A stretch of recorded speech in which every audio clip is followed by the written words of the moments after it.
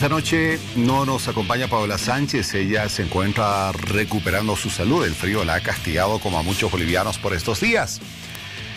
Hoy vamos a hablar de un tema que nos interesa a todos definitivamente cuando hablamos de seguridad ciudadana y consideramos que cuando los criminales están en las cárceles es cuando más protegidos estamos.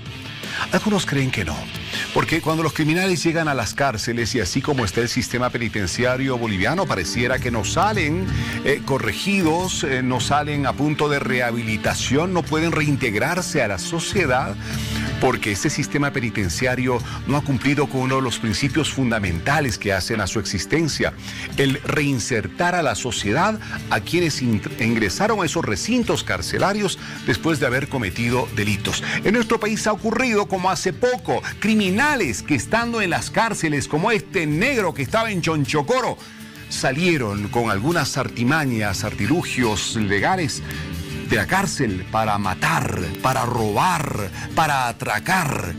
Eso está pasando en las cárceles de nuestro país. No se está cumpliendo por el momento uno de los principales cometidos, que es el de reintegrar a la sociedad a aquella gente que se portó mal y que tiene sentencia o merece estar privada de su libertad. Hoy vamos a hablar de los códigos morales que están siendo trabajados por el gobierno, por el Ministerio de Justicia, que son 5. El Código Civil, de Ejecución Penal, Procesal Administrativo, de Comercio, Laboral, Proceso Laboral. 5 códigos morales que pretenden revolucionar el sistema jurídico de nuestro país. Y hoy vamos a tocar uno en particular, de este que les hablo, el Código de Ejecución Penal, el rol de las cárceles. ¿Qué rol están cumpliendo en este momento para cuidar al ciudadano del crimen, para darle mayor seguridad ciudadana? Sean todos ustedes bienvenidos, amigos de todo el país. Buenas noches, Bolivia. Buenas noches, Mariel. Buenas noches, Víctor Hugo. Dar la más cálida bienvenida a todos nuestros seguidores que ya están frente a sus pantallas compartiendo con nosotros una nueva entrega de Hora 23. Comentarte que desde muy temprano nuestros seguidores ya han empezado a participar en nuestras redes sociales, mandándonos sus preguntas y sus dudas acerca del tema que estaremos abordando esta noche, que son los códigos morales. Estamos listos para ver las publicaciones en nuestras redes sociales.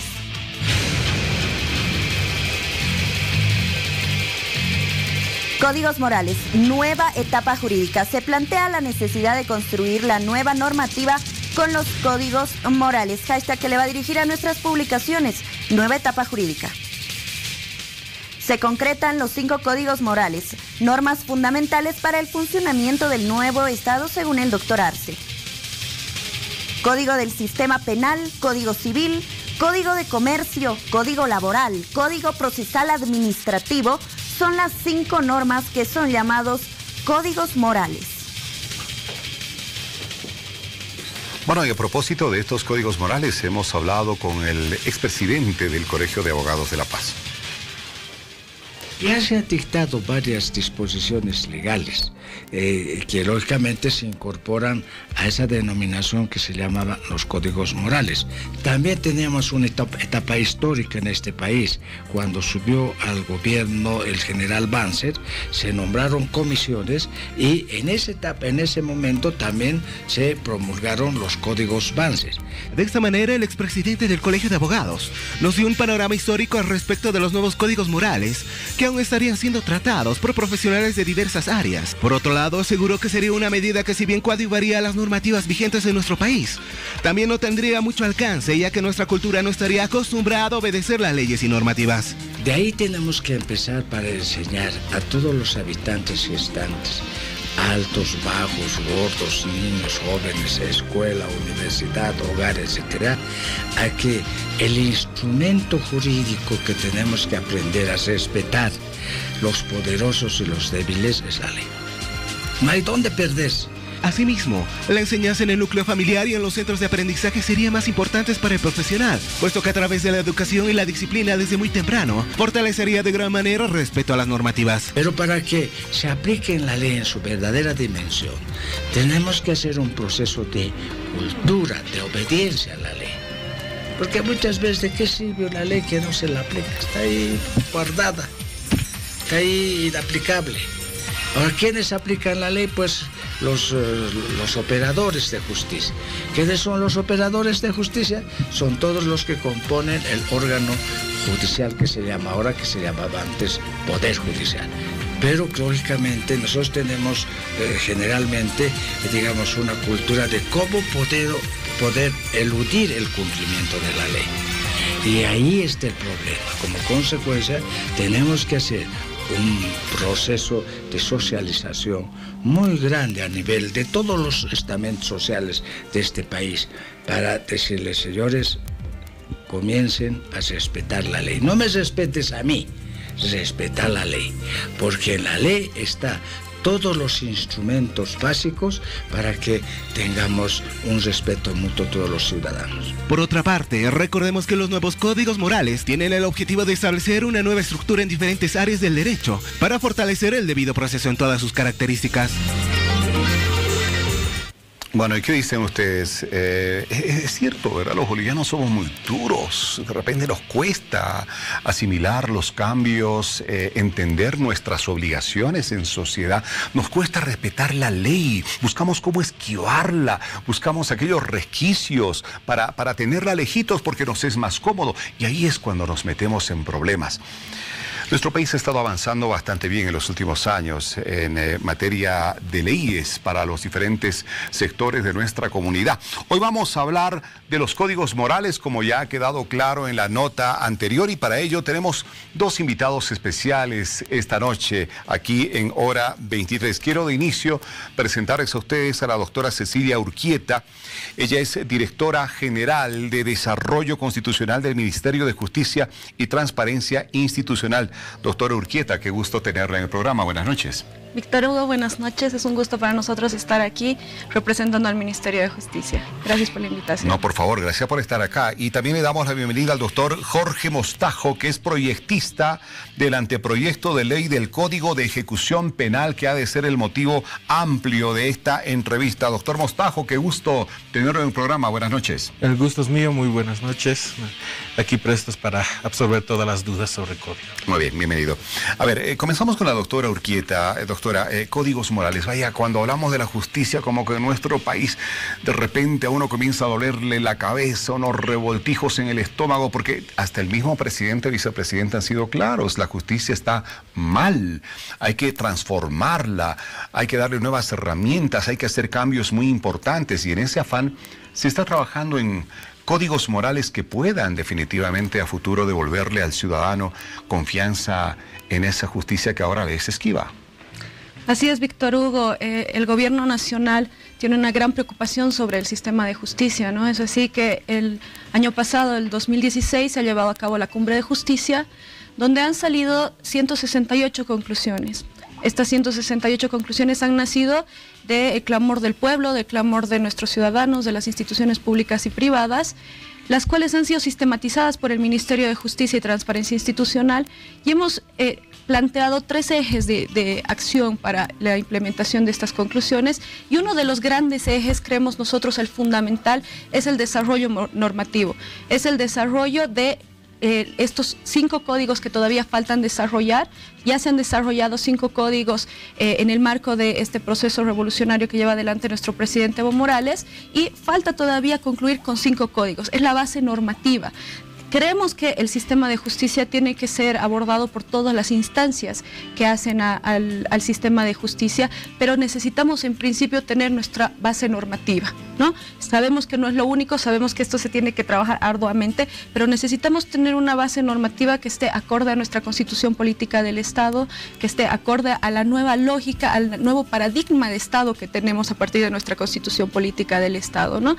Es así que se está haciendo una modificación o una reforma total del Código Civil, el Código Comercial, el Código Administrativo, la Ley General del Trabajo, el Código Laboral en su integral y el Código Administrativo, y también la Ley de Ejecución Penal, ¿no? El Código del Sistema Penal que va a agrupar el Código Penal y el Código de Procedimiento Penal, lo está trabajando la Asamblea Legislativa Plurinacional. Este código ya está en tratamiento de la Asamblea Legislativa Plurinacional. Nosotros respetamos ese procedimiento, apoyamos. Sin embargo, vamos a ir un poquito más allá y estamos tomando el Código de Ejecución Penal como una de nuestras metas, ¿no? Creemos que en la historia de Bolivia han habido los códigos Santa Cruz, los primeros códigos en Sudamérica, han existido los códigos Banzer, y ahora en esta nueva etapa, en esta nueva revolución que estamos llevando adelante, se llevan adelante los códigos morales, a la cabeza de nuestro presidente Evo Morales, que tiene una carga moral muy fuerte, ¿no? Creemos que tenemos que cambiar todos esos paradigmas que tenemos de la justicia y todo esto que tú mencionabas, y tenemos que romper con eso, ¿no? Entonces, por eso tienen esta carga moral que nuestro presidente nos ha dado. 5 códigos morales: Código Civil, Ejecución Penal, Procesal Administrativo, Comercio, Laboral. Hoy vamos a tocar, lo decíamos, el Código de Ejecución Penal tras esta introducción. En los próximos días vamos a estar tocando los otros códigos morales que en este momento generan inquietud, curiosidad en el pueblo boliviano en el afán de ver otra justicia. Doctor Mostajo, usted es proyectista precisamente del Código de Ejecución Penal. Oye, este código es muy amplio, sin duda. Nos habla de cómo, pues, quienes cometen delitos tienen que pues, pagar las consecuencias, ¿no es cierto? Los derechos que les asisten a estos, el cómo se protege a nuestra sociedad teniéndolos a ellos en las cárceles. En un sistema penitenciario que está bastante cuestionado en el país, está en la conciencia de todos los bolivianos y lo vemos casi a diario en las noticias, presos que salen de las cárceles para delinquir. Un sistema penitenciario sobre el que hay que trabajar bastante. Sí, como había mencionado la doctora Urquieta, lo que se vio por pertinente era dividir en 2 cuerpos, fundamentalmente la legislación penal, ¿no? El primer cuerpo, referido a lo que van a ser los tipos penales y el procedimiento, están encarnados en el Código del Sistema Penal, que está siendo elaborado por la Asamblea Legislativa. Esperemos que se abra un amplio debate sobre lo que va a ser el contenido, sobre sus instituciones, para luego obviamente establecer y luego una aplicación correcta sobre el contenido del código, pero más que todo se vio por conveniente de que se cree un Código del Sistema Penal, Código de Ejecución Penal, que lo que haga es sustituir a nuestra Ley de Ejecución y Supervisión, que como usted mismo lo dijo, creó hacinamiento. Hay un porcentaje realmente que excede lo que va a ser el contenido de las cárceles. El ejemplo más típico, yo siempre lo doy, es la cárcel justamente de San Pedro, donde no se va a encontrar ahí ningún tipo de ideal resocializador. Lo que busca la legislación penal es fundamentalmente prevenir el delito, ¿no? Entonces, al margen obviamente de las instituciones en debate del Código del Sistema Penal, es muy importante ver de que las personas a las cuales se les imponga una pena puedan reinsertarse a la sociedad, y no solamente nos sirva para reinsertar a la sociedad lo que va a ser el código, sino también, como usted mencionaba al inicio de lo que va a ser el programa Hora 23, principalmente la prevención de lo que va a ser el delito, ¿no? El tercer enfoque principal, primero obviamente va a ser quitar el hacinamiento de las cárceles, el segundo la reinserción social, el tercero es la prevención del delito, de cómo justamente será el tratamiento de una persona interna a las cárceles, ¿no? Porque en realidad por la Constitución tenemos 2 fines de lo que va a ser la pena: una prevención general, yo impongo una pena para que no se cometa más delitos, yo impongo una pena para que esta persona no vuelva a cometer un delito, y eso no se está cumpliendo. Entonces, para modernizar lo que va a ser la legislación, complementar el código objeto de debate, entonces se crea un Código de Ejecución Penal. Doctora Urquieta, bueno, está claro, hacinamiento, falta de algunas políticas de rehabilitación, de reintroducción de ese individuo para que cuando salga libre pueda insertarse nuevamente en la sociedad. A ver, ¿cómo trabajar en esto? Que es complejo. Yo leía que muchas cárceles latinoamericanas se tienen un problema bastante parecido, pero lo que en Bolivia está pasando evidentemente inquieta todavía más. El hacinamiento es inmenso, casi imposible en este momento de controlar.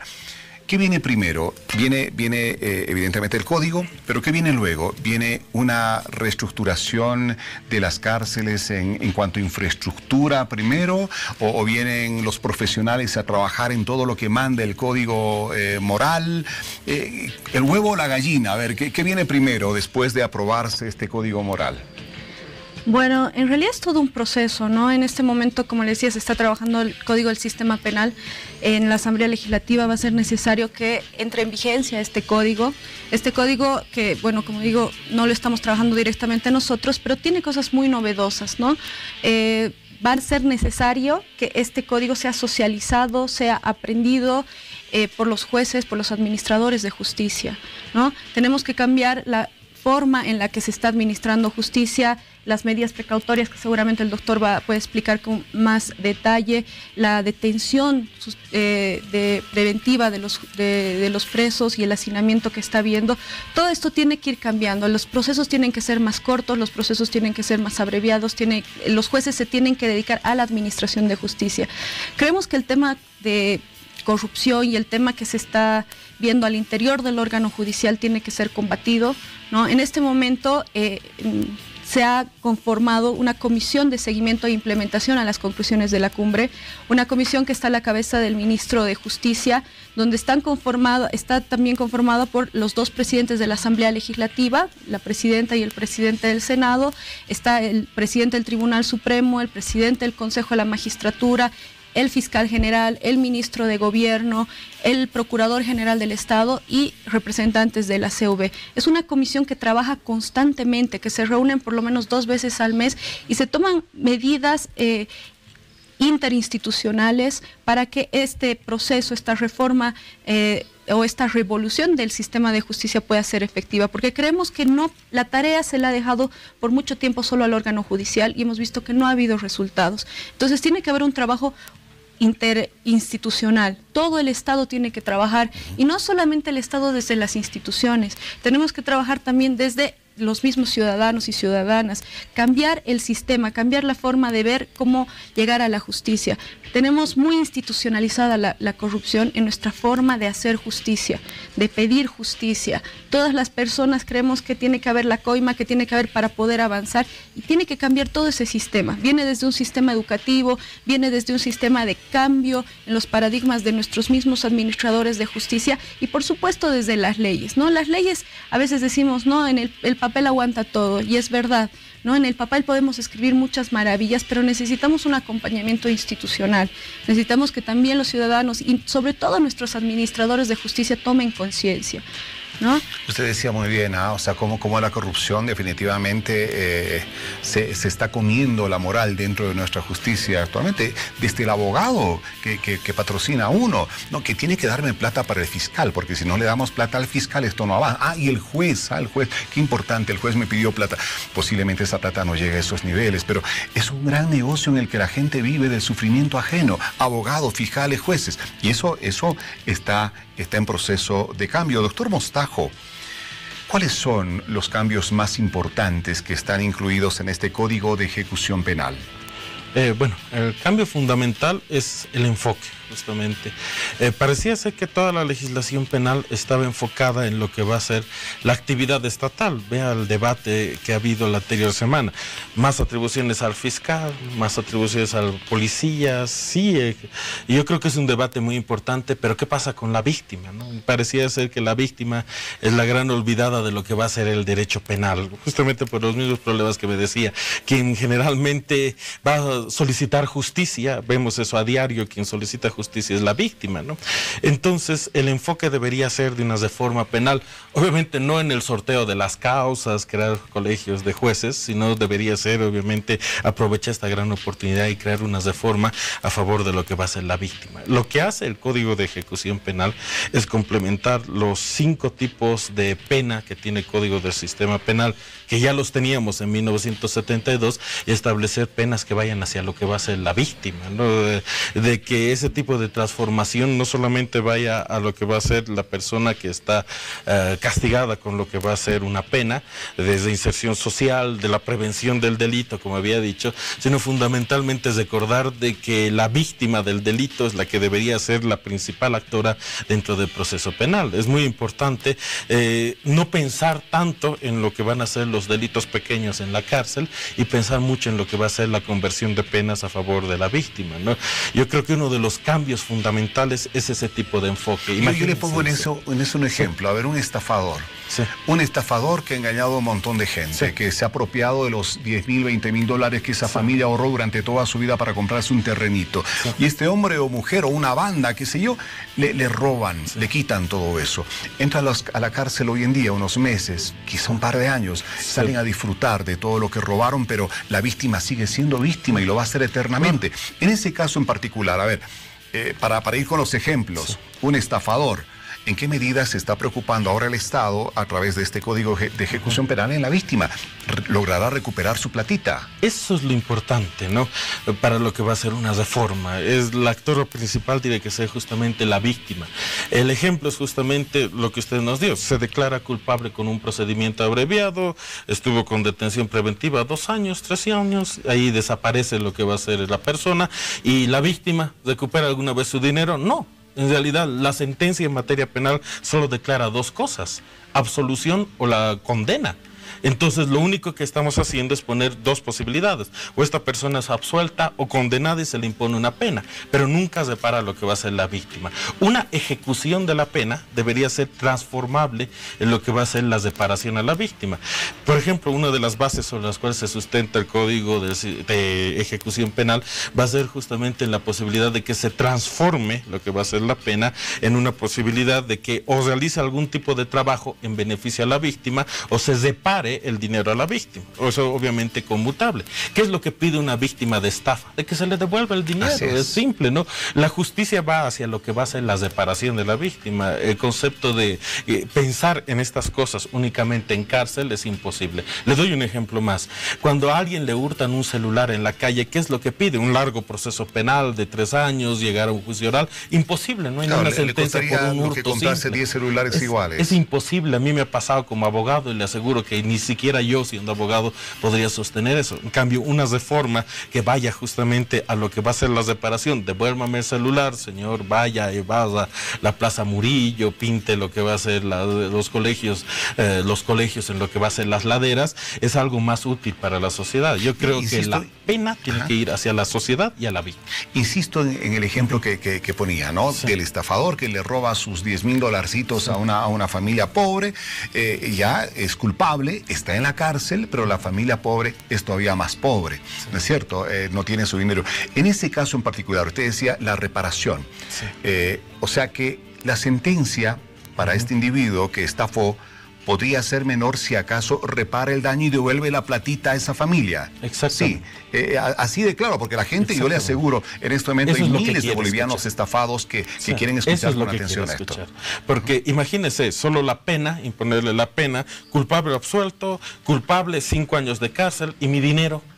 No voy a seguir todo un proceso penal solo para que esta persona esté en la cárcel. Hay que pensar en lo que va a hacer la gente común y consciente, personas normales, ¿no? Parecía ser que ese concepto de pensar de que el derecho penal se queda únicamente con lo que va a ser la prisión, no le sirve a la víctima, no nos sirve a la sociedad y hay que pensar otro tipo de ideas. Ahora, somos tenemos una justicia que encarcela a todo el que viene para salir rápido del paso, ¿no? A ver, a sospechoso, pum, a la cárcel, a la cárcel, a la cárcel, una gallina, un pavo, a la cárcel, robó tal cosa, a la cárcel. En este nuevo Código de Ejecución Penal, pues bueno, se está viendo medidas alternativas también al encarcelamiento. Sí, eso va a estar definido también en el Código del Sistema Penal, pero van a haber, primero que van a estar diferenciados los procesos, ¿no? Dependiendo del tipo de delito o el tipo de crimen que se vaya a cometer, y van a haber una gama de penas o sanciones penales que van a poder ser también sustitutivas a la prevención a la prisión. Entonces creo que eso es fundamental, ¿no? Hay que discriminar cuáles son los crímenes graves que afectan a la sociedad, que esas personas sí tienen que estar detenidas, y hay otro tipo de crímenes que no, otro tipo de delitos que no es necesaria la detención, ¿no? Que pueden ser subsanados en el mismo acto, incluso los que pueden ser conciliables, ¿no? Hay procesos que sí pueden ser conciliables, los que son de acción privada, por ejemplo, ¿no? Que no es necesario que haya una detención de estas personas. Ese es uno de los temas más grandes que tenemos, y el hacinamiento que tenemos en las cárceles, ¿no? O volviendo al tema de los estafadores, si devuelve la plata en medio del proceso, pues ya no tendría por qué ir a la cárcel. Bueno, en alguna medida, si son estafas grandes, sí. Pero a ver, hay algo muy interesante a lo que acaba de hacer referencia la doctora Urquieta, doctor Mostajo, ¿no? El tema de quiénes deberían estar o no en la cárcel y dónde. Bueno, la cárcel tiene diferentes divisiones, ¿verdad? O sea, me imagino que hay que se los separa de acuerdo a los tipos de delitos que han cometido, aunque no ocurre en todas las cárceles. Violadores deberían estar en un lado, menores de 21 años en otro, delitos civiles por el otro lado, narcos por otro lado, pero como que en nuestras cárceles de repente se hace toda una juntucha, ¿no? Y se convierte en una verdadera universidad para el delito. Uno sale sabiendo más formas para robar que cuando entró, o sea, saca su diplomado ahí. En realidad ese es uno de los problemas más grandes que tiene la cárcel, ¿no? Imagínese a alguien que entra por cosas que son relativamente pequeñas, bueno, no tanto para la víctima, ¿no? El hurto de un celular, sale recibiendo una agresión sexual y él también sale como un agresor sexual. ¿Por qué? En realidad ese fracaso de la ley respecto a lo que va a ser la realidad.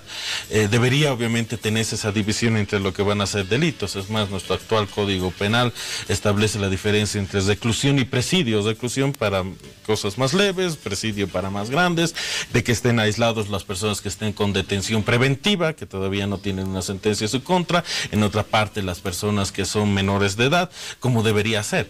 Pero, ¿qué puedes hacer ante lo que va a ser el hacinamiento, ¿no? Entonces, justamente en base al hacinamiento, es de que se empezó a destruir todo lo que va a ser esta estructura del sistema penal. Lo que tiene que necesariamente hacerse para corregir esto es volver ese tipo de ideas y obviamente vaciar de las cárceles de lo que van a ser los delitos leves, los delitos de bagatela, ¿no?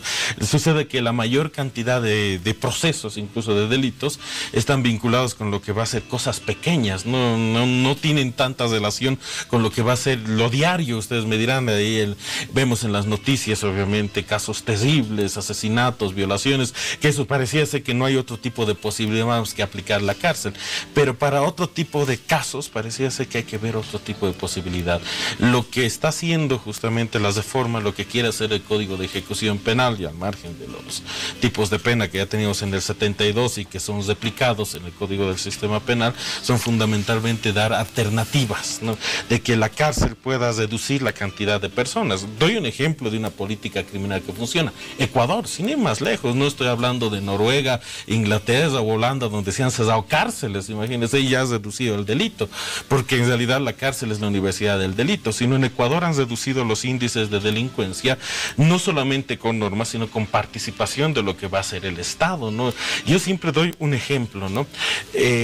Vemos en el Prado de La Paz y, por ejemplo, cerca del monobloc siempre algún tipo de robo de las personas que etiquetamos como cleferos. ¿Cómo solucionó ese problema Ecuador? ¿Mandándolos a la cárcel? No, es imposible. Lo que se dieron cuenta es que ellos roban celulares, roban comida. Entonces, ¿qué posibilidad tienes de crear lo que va a ser algún tipo de comedor popular? ¿Qué posibilidad tiene el Estado de crear lo que va a ser un lugar donde duerman para que no duerman en el cajero? Eso es extrapenal. Eso pertenece a un Código de Ejecución Penal porque te da la posibilidad de justamente crear otro tipo de conciencia respecto al delito. Mandar a una persona como esa a la cárcel es para que aprenda a cometer más delitos. Ayudarlo es prevenir el delito. Entonces, yo creo que la reforma, justamente a todo lo que va a ser la estructura penal, va en base a lo que va a ser ese tipo de ideas. Participación del Estado social y comunitario, del Estado plurinacional, lo que va a ser la reducción del delito y no pensar que únicamente con la pena se va a solucionar todo. Y cuán importante eso que acaba de decir. Evidentemente hay estos delitos de bagatela. El otro día nos tocó en Noticieros al Día entrevistar a un muchacho en la Ceja del Alto que decía, perdón mamá, estaba completamente ebrio y drogado. Perdón mamá por estar en la calle, no tengo que robar para poder comer, pero algún día te demostraré que puedo ser otro. no lo va a lograr nunca ese chico, porque evidentemente no hay quien lo asista en este momento, ¿no es cierto? Y el único ambiente que conoce para resguardarse es una celda de la FECCC por algunas horas, ¿no es cierto? Y otra vez a la calle, pero no tiene posibilidades. Acá está el trabajo integral, ¿no? Interinstitucional, quizá alcaldías, gobernaciones, el Estado como tal, movilizarse para salvar a esos muchachitos, a esos jóvenes de la calle, que no debería pensarse en cárcel para ellos, ¿cierto? Sino rehabilitarlos, porque con ellos en la calle todavía es posible. Sí, así es, Víctor Hugo. Por eso es tan importante el trabajo interinstitucional y el trabajo de la sociedad también. Por ejemplo, en el tema de jóvenes en conflicto de la ley, los jóvenes que son menores de 18 años, corresponde a las gobernaciones generar los centros de atención y los centros de reclutamiento de estas personas, ¿no? No es necesariamente del régimen penitenciario dependiente del Ministerio de Gobierno.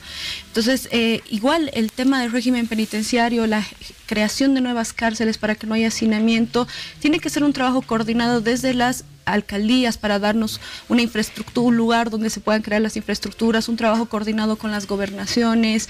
Generalmente los gobiernos subnacionales, el gobierno por muchos años, nunca nadie ha querido invertir en las cárceles, ¿no? La gente prefiere invertir, los gobiernos prefieren invertir en salud, en educación, que es algo lógico que pensamos, pero ya hemos llegado a un momento en el que sí tenemos que pensar en que tenemos que invertir también en esto, ¿no? Tiene que ser un trabajo coordinado necesariamente, se está haciendo un trabajo muy bueno desde el Ministerio de Gobierno con las cumbres de seguridad ciudadana, donde también se articulan estos trabajos, ¿no? Pero es necesario también hablar con las gobernaciones, hablar con los municipios para que asuman este rol. Nosotros como Ministerio de Justicia somos cabeza de sector en el tema de jóvenes en conflicto con la ley, por eso conocemos muy bien el tema y también nos cuesta mucho acercarnos a algunas gobernaciones para que cumplan sus funciones, ¿no? Entonces es necesario hacer esta articulación, ¿no? Es necesario conocer. Sin embargo, lo que tú dices, el tema penal, el tema del crimen tiene un trastorno social, ¿no? Entonces es necesario trabajar desde los colegios, trabajar desde educar a la sociedad para que no lleguemos a estos niveles de criminalidad, ¿no? Doctor Mostajo, hay una realidad, no toda la gente que está en las cárceles son delincuentes ya consumados o van con deseos de aprender cómo delinquir y salir y hacer la suya, sino también hay gente que está sufriendo. En algunos casos ya hemos visto, hasta inocentes, ¿no es cierto?, que han sido mal juzgados y están ahí sufriendo. Hace algunos días nos escribía una señora desde Potosí: mi hijo está en la cárcel de San Roque, sufre mucho. ¿Por qué? Porque lo extorsionan los presos antiguos, le cobran como un seguro de vida que tienen que pagar mensualmente, no tenía dónde vivir, ¿no es cierto? Y ha tenido que pagar un alquiler de una celda para compartirla entre varios dentro de la cárcel, porque nada es gratis dentro de la cárcel. Y lo estamos viendo, doctor. O sea, los grandes casos de corrupción en San Pedro acá, en Palmasola, con todo lo que ha ocurrido, las disputas de poder que terminaron con masacres. ¿Cómo terminar con ese gran negocio inmobiliario que hay dentro de las cárceles del país, donde los presos se hacen ricos estando dentro de una cárcel? Y obviamente, primero hay que ver las causas del problema, ¿no? Si se ha creado una cárcel, era justamente con la visión de insertar a una persona dentro de la sociedad. Imagínese usted si podrá alguien insertarse con San Pedro Palmasola, es imposible, ¿no? La descripción es de que no solamente una persona comete un delito y va justamente a una cárcel y recibe una pena, sino recibe una pena accesoria, ¿no? Aquí justamente en Bolivisión alguna vez el año pasado escuchábamos el caso de alguien que en Palmasola había sido extorsionado, de que si su esposa no le prestaba una relación sexual a lo que va a hacer esa persona, él iba a sufrir, y sufrió una agresión sexual. Entonces, obviamente, la necesidad de replantear lo que va a ser la estructura de las cárceles, la necesidad de replantear la pena está dada, ¿no? No van a pensar los extranjeros por nosotros, esa es una realidad que únicamente pasa en Bolivia, ¿no? En Bolivia tenemos ese tipo de cárceles, entonces tenemos que obviamente incorporar otro tipo de medidas. A mí me parece que es muy interesante, por ejemplo, empezar lo que va a ser la disgregación de presos. Empezando con eso es un buen paso, ¿no? Por ejemplo, mencionaba la doctora Urquieta, el Ministerio de Justicia es cabeza de lo que va a ser la parte referida a justicia penal juvenil, a lo que va a ser la posibilidad de que se aplique justicia restaurativa. Yo creo que tiene muchos casos muy interesantes que se podrían mostrar en justicia penal juvenil, donde intervino el Ministerio de Justicia y se logró eso resolver sin la necesidad, obviamente, de que esta persona vuelva a la cárcel por otra comisión de delitos. Luego, obviamente, ir disgregando detenidos preventivos, obviamente personas con condena, personas por condena por lo que va a ser crímenes. Lo que se plantea es una división entre la infracción penal, crímenes, delitos y faltas, la parte crimen que es la más complicada, que obviamente tienen que estar un poco más aislados por lo que va a ser la misma peligrosidad, no solamente hacia los propios reos, incluso para ellos mismos. Entonces, es imprescindible hacer este tipo de división, es imprescindible de que se pueda no solamente legislativamente aprobar esto, sino en los hechos. Doctora Urquieta, en varias ocasiones se ha denunciado irregularidades que cometen los policías bajo cuyo control están los presos en las cárceles, dejando entrar droga, dejando entrar alcohol. Las imágenes son evidentes de casos de meses pasados. Todo un negociado, o sea, donde la policía tiene mucho que ver con la discrecionalidad con que ingresan las cosas ilegales hasta las cárceles. Y en algunos casos incluso policías vinculados a presos en las cárceles en la comisión de crímenes por llamadas de celular, donde hasta el celular tiene un costo bastante elevado, pero en algunos casos incluso se ha denunciado administrados por los propios policías. ¿Sigue siendo una alternativa a la policía, la única alternativa para controlar las cárceles? ¿O se ha pensado en algún momento en privatizar ese control de las cárceles para terminar con la corrupción de que se acusa actualmente a la policía? Sí, yo creo que no es justo generalizar. No, hay duda, policías buenos, hay policías malos. Los policías malos tienen que ser castigados. Los policías malos sí deberían ser enjuiciados y tener la mano más dura de la justicia, ¿no? Sin embargo, se habría planteado en algún momento, hay un proyecto muy interesante de la ley del régimen penitenciario que lo está trabajando el Ministerio de Gobierno, en el que todavía se está debatiendo la seguridad interna de los centros penitenciarios, ¿no? La seguridad interna en muchos países, en todos los países de la región que han hecho reformas penitenciarias, han sacado a la policía de los centros penitenciarios porque ellos no están formados para hacer rehabilitación y los mismos presos no ven a los policías como una persona en la cual confiar para hacer una rehabilitación, ¿no? Ellos los ven como sus represores. Sin embargo, hay muchos temas nosotros todavía para poder tener, porque la seguridad interna es muy importante en los centros penitenciarios. Tendríamos que formar a este personal, tendría que ser una policía penitenciaria, la llaman en muchos países. Tendríamos que formar, sean a nuestros servidores policiales para que se ocupen exclusivamente de este tema, porque la policía tiene una característica de ser rotativa y que tienen trabajos específicos y van rotando en sus labores, a veces hasta se mueven de ciudad en ciudad. Entonces, lo que se plantea, ¿no? Hay varias opciones y yo creo que se está debatiendo en este momento en esa ley del régimen penitenciario, es que si se va a crear un sistema, sea civil o a nuestro personal policial capacitarlo. Vamos a necesitar tal vez un poco de tiempo, tal vez un año, para poder implementar esta ley, pero tener personal realmente especializado en esto de la rehabilitación, ¿no? Que creo que es un debate que está pendiente al interior, es una pregunta muy interesante. Doctora, ¿para cuándo? A ver, estamos hablando de un anteproyecto de ley del Código de Ejecución Penal. Bueno, son anteproyectos estos códigos morales. ¿Para cuándo ya finalmente los tendremos aprobados en pleno ejercicio? Bueno, primero que nada, resaltar que estos códigos están siendo proyectados por un equipo de alto nivel. Todos los doctores son grandes docentes universitarios, grandes profesionales, académicos, reconocidos en nuestro nivel, y todos son bolivianos y bolivianas, ¿no? Yo creo que esa es una primera cosa que quisiera recalcar, porque normalmente nosotros mismos, nuestros códigos, por ejemplo, el Código Penal vigente, el Código Procedimiento Penal vigente, hemos tardado más de 5 años y más de 7 millones de dólares en construirlo. En las anteriores gestiones han venido extranjeros, han venido de todo el mundo para ayudarnos a hacer nuestro código, que al final hemos tenido que adecuarlo y al final estamos viendo que no se adecua a nuestra realidad, ¿no? Entonces, ahora no estamos gastando esas fortunas, estamos ejecutándolo con nuestros recursos y con profesionales académicos bolivianos y bolivianas, ¿no? Sí, bueno, porque a veces creemos que lo que viene de afuera es mejor. No, lo que hacemos acá los bolivianos con nuestros talentos, nuestras capacidades, conociendo nuestra idiosincrasia y cómo somos, definitivamente debe ser siempre mejor de lo que venga de afuera. Así es, entonces vamos a tener el gusto de venir aquí un poco más para mostrarte a cada uno de nuestros doctores que están trabajando en estos códigos. Nos hemos planteado, hemos empezado este trabajo en enero de este año, en febrero, bueno, después de que ha asumido, el doctor Arce en febrero, y hemos iniciado este trabajo. No es un trabajo sencillo, hay códigos que ya tienen una base, ¿no? Que se están haciendo simplemente unos ajustes, por ejemplo, el Código Procesal Administrativo, ya la Procuraduría General del Estado hizo un primer borrador, lo propio con el Código Laboral, pero se están haciendo ajustes técnicos. El Código Civil y el Código Comercial, por ejemplo, se está empezando de cero. Son tareas titánicas, hay muchos países que tardan años en hacerlo. Nosotros nos hemos planteado que hasta fin de año poder tener un primer borrador, hasta diciembre y principios del 2018. Queremos ser ambiciosos en esta tarea tan grande que nos ha tocado cumplir. Sabemos que vamos a tardar un poco más, tal vez principios del 2018, sin embargo, las comisiones ya están trabajando, se están recolectando toda la información, se están recolectando propuestas de la ciudadanía también, ¿no? Entonces es una labor muy, muy nuestra, muy de bolivianos y bolivianas. Y muy importante, sin duda. Bueno, lastimosamente el tiempo se nos ha acabado y el productor ahí anda midiendo su relojito.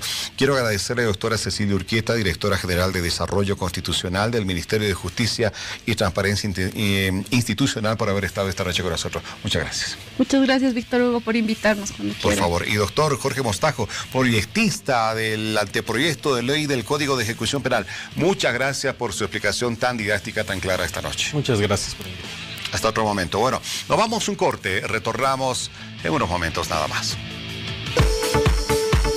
Marcelo Ruiz, especialistas en cambios de look, con paquetes para novias y quinceañeras, tratamientos faciales y corporales, con descuentos del 30%. Reservas 242-3422 y 796-13518.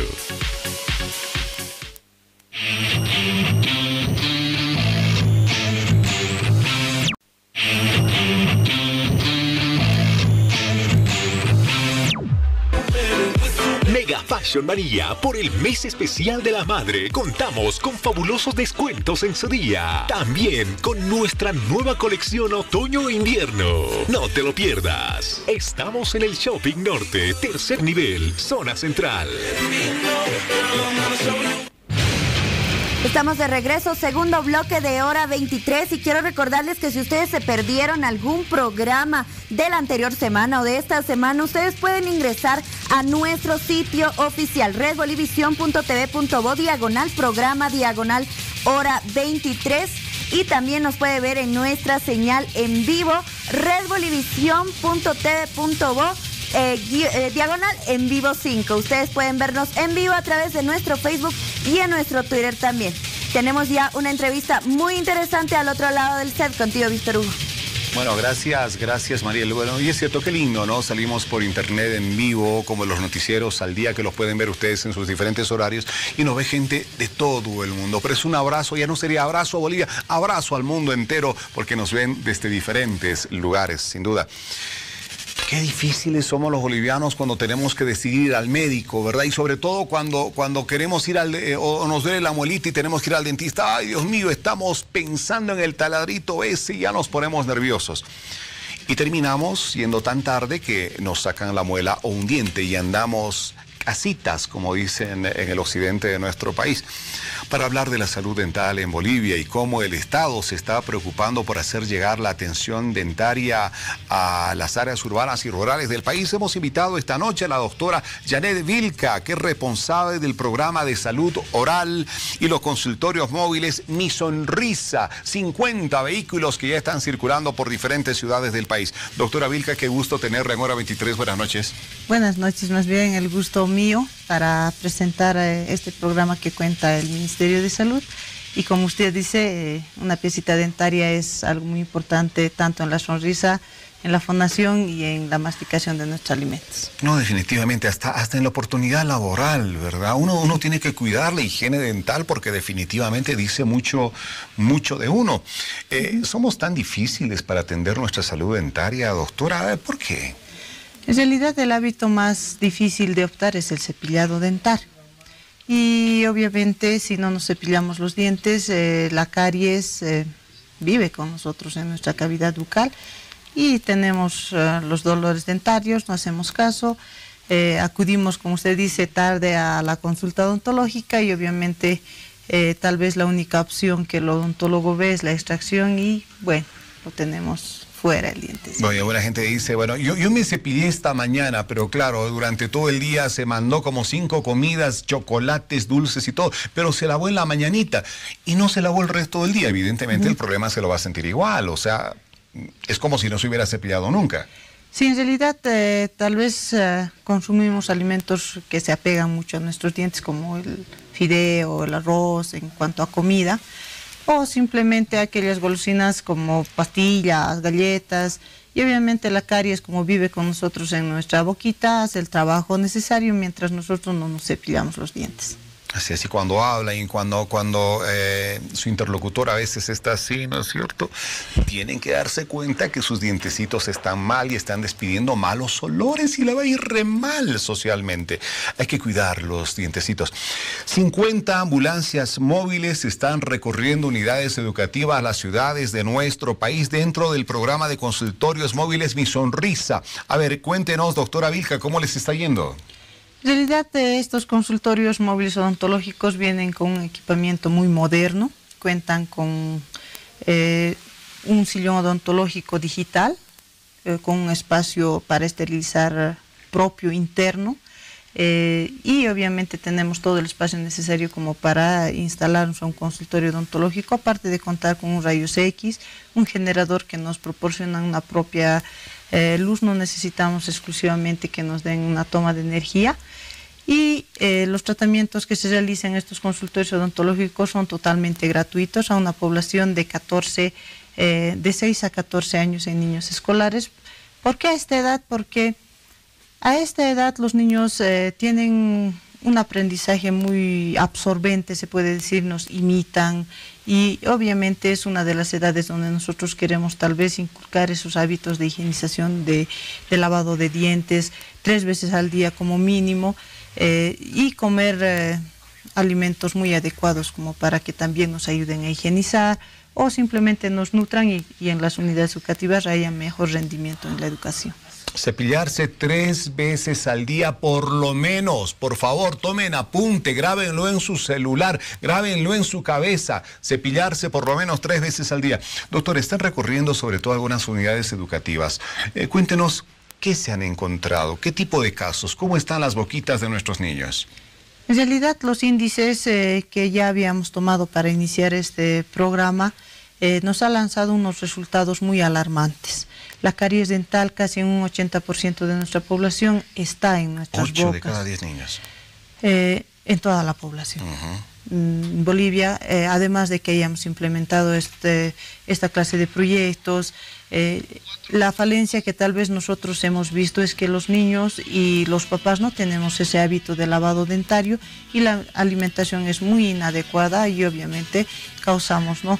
Sabiendo bien que en la boquita tenemos 30 dientes y de los 30 cada uno tiene su patología adecuada, ¿no? Entonces es muy difícil parametrizar, pero el gobierno central está haciendo todos los esfuerzos necesarios como para llegar a toda la población y podamos reducir en más gran cantidad. Teníamos un registro de un 95% en caries, se ha reducido a un 80%, imagínense, es un 15% para nosotros en odontología, un gran avance, pero nos sigue faltando el trabajo. Bueno, se han focalizado en niños entre los 6 y 14 años, pero también a personas adultas mayores de 54 años para adelante, ¿verdad? Sí. Qué difícil es llegar a esa edad. Y vemos sobre todo en el área rural de nuestro país, en algunas ciudades bolivianas, a muchos ancianitos, pero que con suerte tienen algún dientecito por ahí. Qué difícil que les es la vida, masticar, comer, darse sus gustitos como quisieran. Sí, en realidad sí, tenemos ese gran componente, se puede decir, tratamos de que nuestros abuelitos vuelvan a sonreír, vuelvan a masticar, a hablar de manera correcta. Sabemos bien que si perdemos una pieza dentaria se nos hunde la piel de los músculos de la cara y obviamente aumentamos la edad de lo que deberíamos de demostrarlo. Y también lo que a nosotros nos interesa más es la deglución de la alimentación. Sabemos bien que si nosotros no masticamos bien en la boca, no armamos ese bolo alimenticio necesario, no nos vamos a nosotros alimentar de manera adecuada y obviamente las enfermedades nos aquejan, las enfermedades generales, y eso es lo que el Ministerio ha observado y obviamente a la cabeza de nuestro hermano presidente se hace la entrega gratuita de prótesis dentales para que ellos puedan masticar bien los alimentos, hablar, reintegrarse a la sociedad con una sonrisa. Doctora, ¿hasta dónde cubre este programa Mi Sonrisa? A ver, viene un niño, entra a este equipo móvil, se le hace radiografía, tiene caries. Ok, la curación, ¿no es cierto? Sí. La tapadura, qué sé yo, también extracciones y reposiciones en algún caso, por ejemplo, en el de los ancianos que llegan, oiga, doctor, no tengo dientes, ¿qué hago? Bueno, hay que ponerle algunos.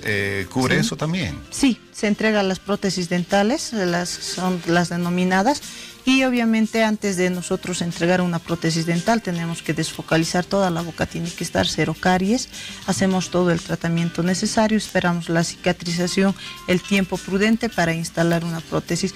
Además de instalar la prótesis, hacemos el seguimiento, porque es un objeto duro si es que en algún momento lo ha podido palpar.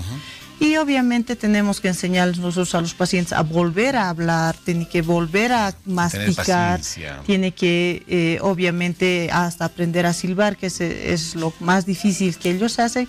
Y luego obviamente ya ellos se hacen el trabajo del cuidado de la prótesis, les enseñamos cómo tienen que dormir las prótesis de noche, al día siguiente tienen que cepillarlo, volverlo a poner en boca y tienen que cada ingesta de alimento igual ellos cepillan como si fueran los dientes naturales, los cepillan a las prótesis dentales para que estos tampoco emanen un olor desagradable cuando ellos estén en relación con la sociedad.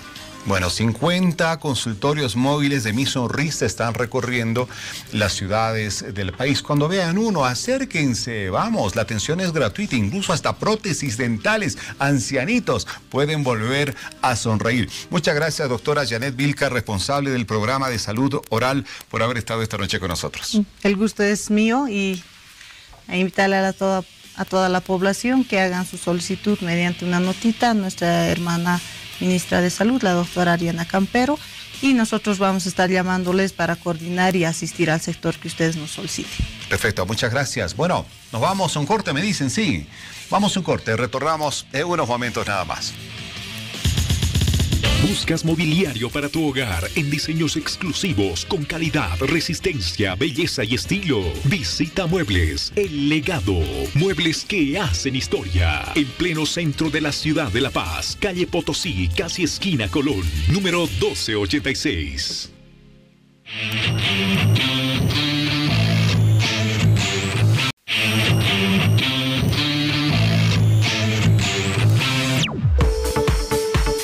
Marcelo Ruiz, especialistas en cambios de look, con paquetes para novias y quinceañeras, tratamientos faciales y corporales, con descuentos del 30%. Reservas 242-3422 y 796-13518. Y es así como llegamos a la recta final de Hora 23. Agradecer a todos nuestros seguidores por la participación que tenemos cada noche. La gran participación en nuestro Facebook Hora 23 y en nuestro Twitter @Hora 23 Bolivia. Ya sabe, si usted ya está en cama o está a punto de meterse en cama, levántese, vaya y cepíllese sus dientes. Sus dientes se lo van a agradecer. Nos vemos mañana con otro tema interesante. Buenas noches, Víctor Hugo. Buenas noches, Bolivia.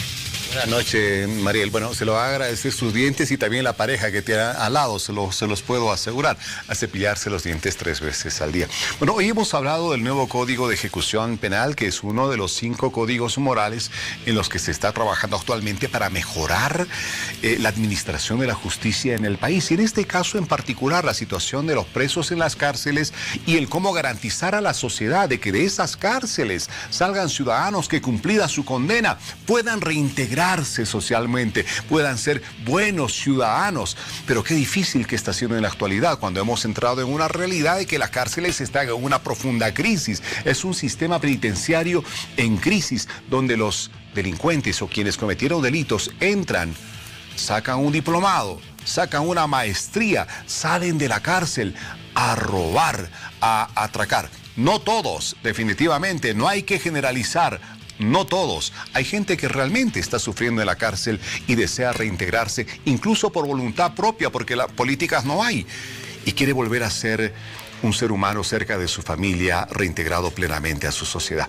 Esperemos que el programa de hoy les haya servido. En los próximos días vamos a hablar de los otros 4 códigos morales que están siendo trabajados en la actualidad, que nos permitan confiar nuevamente en la justicia, esa que está tan corrompida, aquella en la que la gente ha dejado de creer. Bueno, nos vamos mañana. Mucha atención, mañana vamos a estar con un tema interesante sobre cómo se está trabajando desde la Alcaldía de La Paz para recuperar aquellos terrenos de avasalladores, de loteadores que tanto daño hacen a nuestra ciudad. Nos vamos. Fuerte abrazo, Bolivia.